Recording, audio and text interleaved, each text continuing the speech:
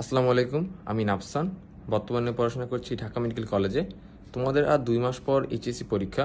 So তোমরা এখন অনেকেই মানসিকভাবে ভেঙে পড়েছো, বাট আমার একটাই লাস্ট কথা, তুমি যদি এই 2 মাস নিজের সর্বোচ্চ চেষ্টাটা করো, এরপর যদি আশানুরূপ ফল না পাও বা এরপর যদি তোমার রেজাল্ট ভালো না হয়, তাহলে তোমার আফসোস থাকবে না।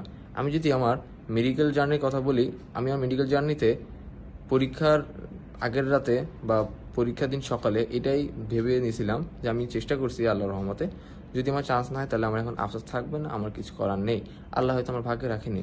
সো সেম কথা তোমাদের ক্ষেত্রেও, তোমরা এখন 2 মাস অনেক চেষ্টা করো, এরপর এদের ভালো না হলে এরপর হয়তো তোমরা নিজেদের একটা দেখবো যে একটা স্যাটিসফ্যাকশন থাকবে যে না আমি চেষ্টা করছি। বাট এখন যদি তোমরা এই ডিপ্রেশন যদি পড়ালেখা ছেড়ে দাও, এরপর যদি রেজাল্ট খারাপ হয়, তাহলে কিন্তু কষ্টটা আরও বেশি লাগবে। তো আশা করি তোমরা পড়ালেখা নিয়মিত করবা।